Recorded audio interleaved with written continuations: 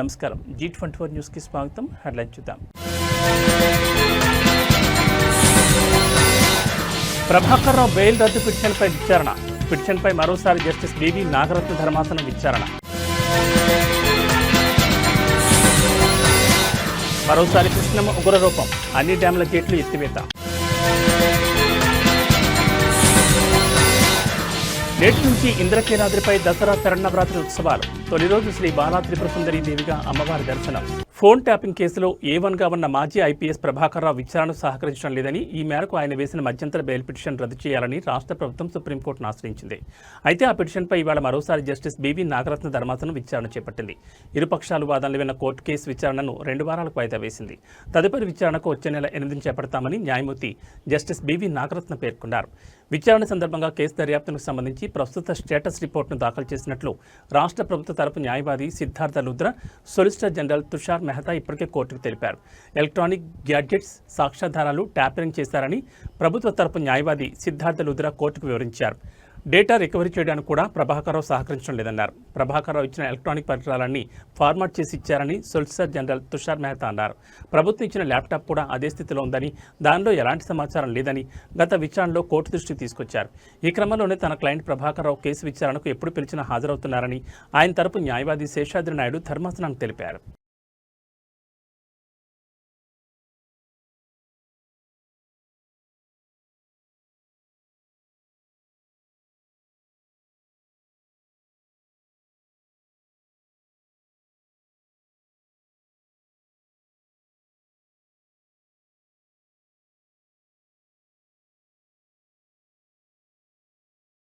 గతంలో ఎన్నడూ లేని విధంగా కృష్ణానదికి భారీగా వరద కొనసాగుతోంది. ఈ ఏడాది జూలై నెల నుంచి వరద ప్రారంభం కావడంతో అన్ని జలాశయాల గేట్లను ఎత్తిన అధికారులు వేల వందల టీఎంసీ నీటిని సముద్రంలో వదిలారు. తాజాగా ఎగువను కురుస్తున్న భారీ వర్షాలకు తోడు తెలంగాణ, ఏపీలో కృష్ణానది పరివాహక ప్రాంతాల్లో భారీ నుంచి అతి భారీ వర్షాలు కురుస్తున్నాయి. దీంతో మరోసారి కృష్ణమ్మ ఉగ్రరూపం దాల్చింది. వారం కిందట ప్రశాంతంగా ఉన్న కృష్ణానదికి భారీగా వరద పెరగడంతో ఆల్మట్టి, చూరాల, శ్రీశైలం, నాగార్జున సాగర్, టైల్ ప్యాంట్, పులిచింతల, ప్రకాశం బ్యారేజ్ గేట్లను ఎత్తి నీటిని దిగువకు విడుదల చేస్తున్నారు. ముఖ్యంగా జోరాల నుంచి భారీగా వరద వస్తుండటంతో శ్రీశైలం జలాశయం 10 గేట్లు 10 అడుగులు ఎత్తి 3,39,496 అడుగుల నీటిని దిగువకు విడుదల చేస్తున్నారు. దీంతో నాగార్జున సాగర్ జలాశయానికి వరద పెరగడంతో అప్రమత్తమైన అధికారులు 29 గేట్లను ఎత్తి నీటిని దిగువకు వదులుతున్నారు. దీంతో ప్రకాశం బ్యారేజ్ వద్ద కృష్ణమ్మ ఉగ్రరూపం దాల్చి వేగంగా సముద్రంలోకి పరుగులు తీస్తోంది.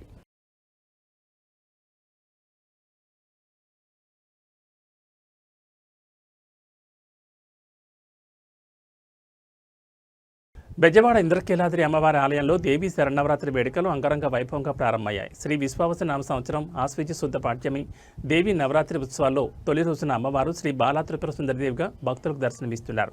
తొలి రోజు అమ్మవారికి స్వప్నాభిషేకం అనంతరం 8 గంటలకు దర్శనాన్ని అందించారు. ఇంద్రకీలాద్రిపై నవరాత్రుల్లో మొదటి రోజు దర్శనమిస్తున్న బాలా త్రిపుర సుందరీదేవి అలంకరణకు ఎంతో విశిష్టత ఉంది. సమస్త దేవీ మంత్రాల్లో కంటే బాలా మంత్రం ఎంతో గొప్పదని విద్యోపాసకులకి మొట్టమొదటి బాలామంత్రాన్ని ఉపదేశిస్తారు. మహాత్రిపుర సుందరీదేవి నిత్యం కొలువుండే శ్రీచక్రంలో మొదటి అమ్నాయంలో ఉండే మొదటి దేవత బాలాదేవి. ముందుగా బాలాదేవి అనుగ్రహం పొందితేనే మహాత్రిపుర సుందరీదేవి అనుగ్రహాన్ని పొందగలుగుతారని పురాణాలు చెప్తున్నాయి. దసరా మహోత్సవాల్లో భక్తులకు పూర్ణఫలం అందించే అలంకారం శ్రీ బాలాదేవి అని ప్రతీతి.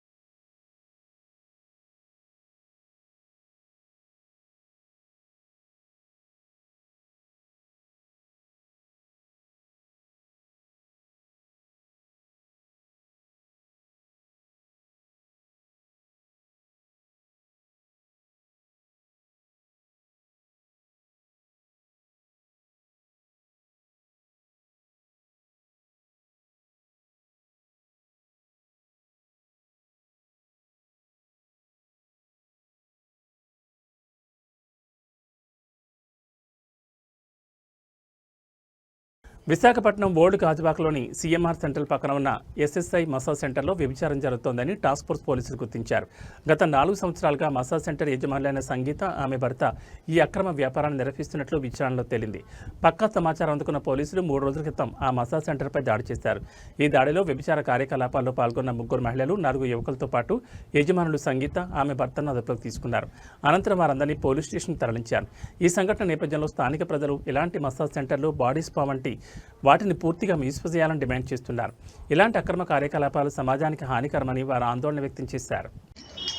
విశాఖపట్నం గాజువాక సీఎంఆర్ సెంట్రల్ పక్కన ఎస్ఎస్ థై స్పా మసాజ్ పేర్ల మీద వ్యభిచారం జరిపిస్తున్న ఇక్కడ వాండ్రమ్మ సంగీత ఇంకా వాళ్ళు భర్త ఇద్దరు కలిసి ఈ కార్యక్రమానికి ఇలా కలిసి సపోర్ట్ చేస్తూ వ్యభిచారం సెంటర్ పెట్టి నడపడం జరుగుతుంది.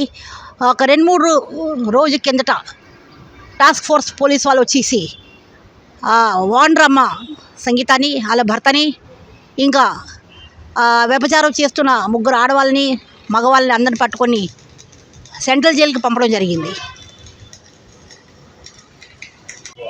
ఇది Thai massage centre. Thai massage centre పేరు మీద వ్యభిచారం సెంటర్ అని చెప్పుకోవచ్చు. నిన్న ఇక్కడ పోలీస్ వాళ్ళు వచ్చి, టాస్క్ ఫోర్స్ పోలీస్ వాళ్ళు వచ్చి దీన్ని సీజ్ చేయడం జరిగింది. అలాగే దీంట్లోనే అన్ని కార్యకలాపాలు జరిగేవి. థై స్పా అంటారు. వనపర్తి జిల్లా గోపాల్పేట మండల కేంద్రంలో యూరియా కొరత కారణంగా రైతులు తీవ్ర నిరసన చేపట్టారు. మండల కేంద్రంలో 1200 బస్తాల యూరియా అందుబాటులో ఉందని స్థానిక కాంగ్రెస్ నాయకులు, అధికారులు రైతులకు సమాచారం ఇవ్వడంతో రైతులు అక్కడికి చేరుకున్నారు. అయితే అక్కడికి వచ్చిన వారికి యూరియా అందుబాటులో లేదని తెలియడంతో రైతులు ఆగ్రహం వ్యక్తం చేశారు. దీనిపై అధికారులను ప్రశ్నించగా మీకు యూరియా కావాలంటే సీఎం రేవంత్ రెడ్డికి ఫోన్ చేయండి అని నిర్లక్ష్యంగా సమాధానమిచ్చారు. అధికారుల ఈ వైఖరితో నిరాశ చెందిన రైతులు ఏం చేయాలో తెలియక రోడ్డుపై బైఠాయించి నిరసన దిగారు. యూరియా సరఫరాలో జాప్యం, అధికారుల నిర్లక్ష్యంపై రైతులు ఆందోళన వ్యక్తం చేస్తూ ధర్నా నిర్వహించారు.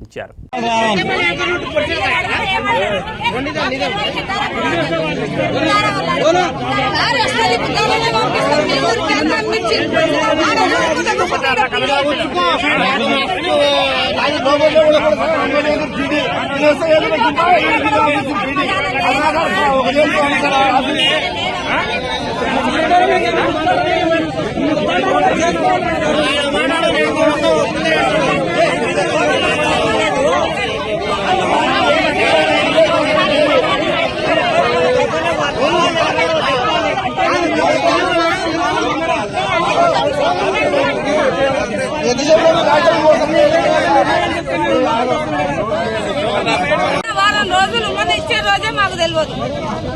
మరి ఇప్పుడు ఏమంటాడు, రేవంత్ రెడ్డికి ఫోన్ చేసి అంటాడు. ఎవరు వయసు చేయాలి రేవంత్ రెడ్డికి?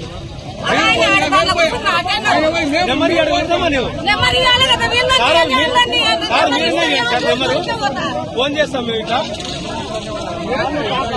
మరి సమాధానం అయితే చెప్పాలి కదా సార్ మీరు.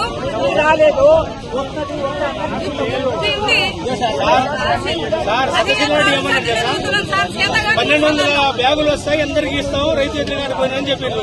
మరి ఎక్కడ పోయినా 1200 పట్టుతారు. కాంగ్రెస్ వాళ్ళ కాడికి పోయిందే ఎట్లా సార్ లోపలికి? 300 ప్యాకెట్లు వస్తాయి. లక్షటిపేట మున్సిపాలిటీ ఇటిక్యాల 2వ వార్డులోని తెలుగువాడలో నివాసితులు వర్షాల వల్ల తీవ్ర ఇబ్బందులు ఎదుర్కొంటున్నారు. వాడలో రోడ్డు సరిగ్గా లేకపోవడంతో వర్షం పడినప్పుడు నీరు నిలిచి బురదగా మారుతుందని స్థానికులు ఆవేదన వ్యక్తం చేస్తున్నారు. ఈ పరిస్థితి వల్ల కనీసం బతుకమ్మ పండుగ జరుపుకోవడానికి కూడా ఇబ్బందులు పడుతున్నామని కాలనీవాసులు వాపోయారు. తక్షణమే మున్సిపల్ అధికారులు, సిబ్బంది స్పందించి తమ సమస్యను పరిష్కరించాలని కోరుతున్నారు.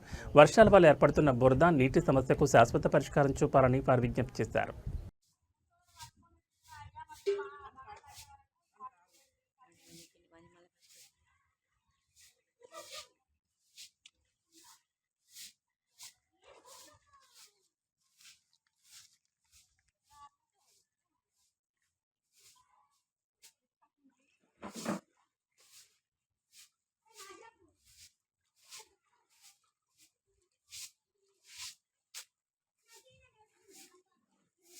బురదలో నీళ్ళలో ఇచ్చే తిరుగుడు ఇక మా పరిస్థితి ఇదే బతుకు మా బతుకు ఇస్తేనా ఇక మా ఆడవి ఏమలేదా ఇక నీళ్ళలో తిరుగుడే ఉందా ఇలా ఈ వాడవినా మాకు నీళ్ళు లేవే ఉంది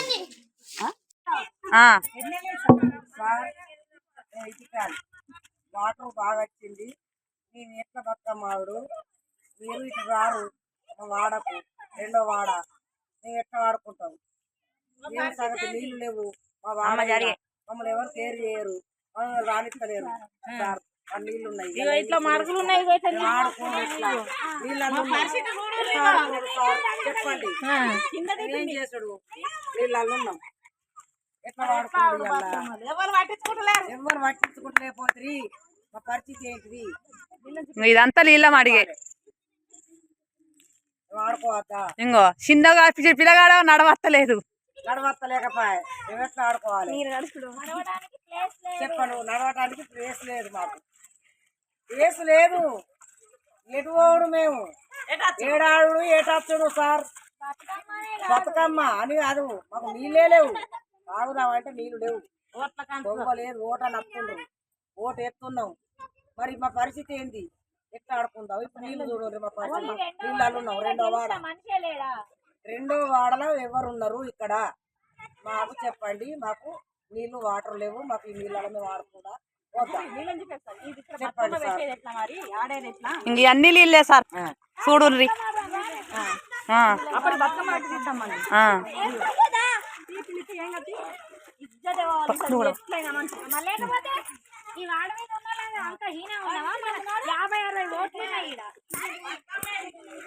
మేము ఎట్లా వాడుకున్నాడు ఈ వాటర్లా నీళ్ళల్లా పిల్లలు మేము సార్ చెప్పండి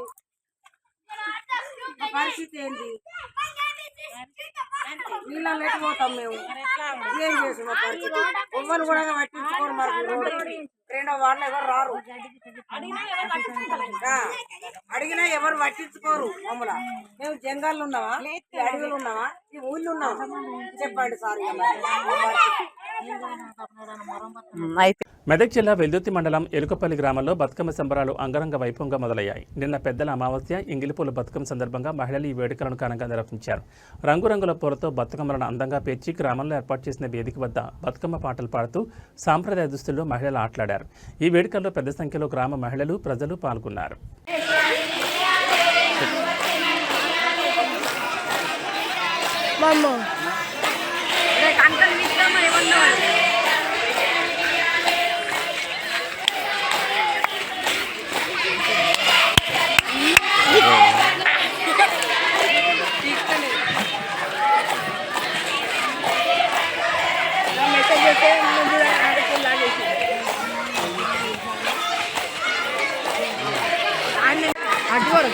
గాడికోరా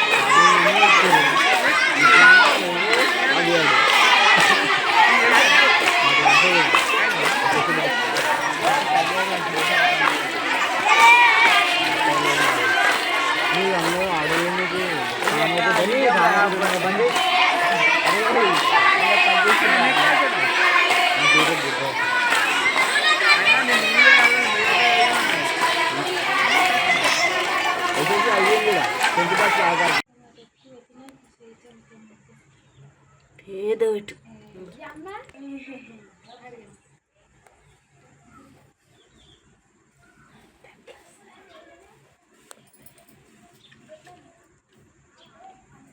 ఏంద్రా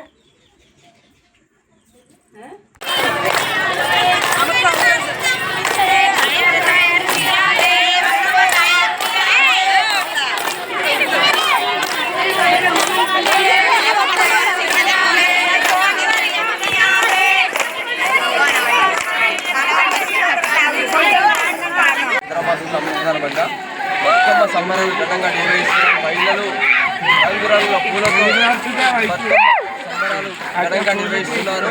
ఇక్కడ చూస్తుంటే పిల్లలు చాలా పెద్ద ఎత్తున మన రంగురంగుల పూలతో ఆడపిల్లలు పిల్లలు పెద్దలు అంతా కలిసి నిర్వహిస్తున్నారు. ఈ సందర్భంగా భక్తులు ఎలాంటి మహిళలు ఎలాంటి రంగురంగు కట్టుకొని రంగురంగుల పూలతో అని రకరకాల పూలతో నిర్వహిస్తున్నారు. పెద్ద ఎత్తున బతుకమ్మ సందర్భంగా మంచిగా బతుకమ్మ రంగురంగుల పూలతో ఆడుతున్నారు.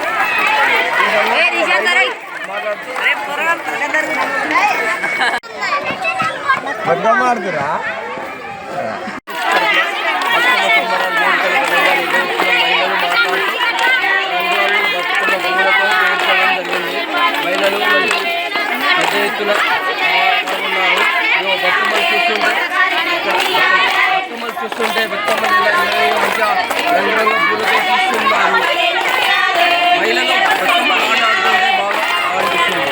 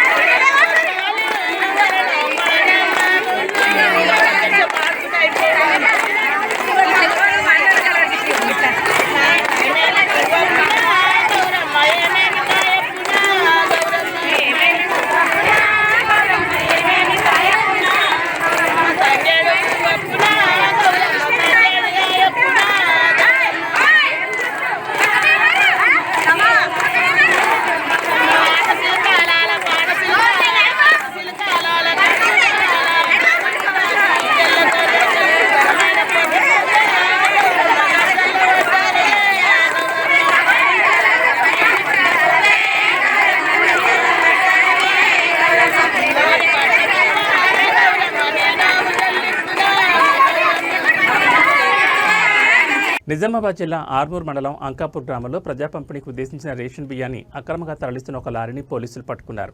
నిన్న రాత్రి సుమారు 8:30 గంటల సమయంలో అంకాపూర్ గ్రామ పంచాయతీ ఎదురుగా విజిలెన్స్ డిపార్ట్మెంట్, ఆర్మూర్ పోలీసులు సంయుక్తంగా ఈ ఆపరేషన్ నిర్వహించారు. ఈ సందర్భంగా లారీలో ఉన్న 280 బస్తాల బియ్యాన్ని స్వాధీనం చేసుకున్నారు. వాటి మొత్తం బరువు 145 క్వింటాలు ఉంటుందని అధికారులు తెలిపారు. ఈ అక్రమ రవాణాలో ప్రమేయం ఉన్న 6 వ్యక్తులపై పోలీసులు కేసు నమోదు చేశారు. నిందితులుగా కడమంచి అంజీ, కడమంచి మహేందర్, కడమంచి రాజయ్య, కమ్మర్పల్లి గ్రామానికి చెందిన కొండపల్లి నరేష్, అస్లాం, నాగేష్ అనే వారిపై కేసు నమోదు చేసినట్లు ఆర్మూర్ సీఐ సత్యనారాయణ గౌడ్ వెల్లడించారు. ఈ ఘటనపై పోలీసులు తదుపరి దర్యాప్తు చేస్తున్నారు.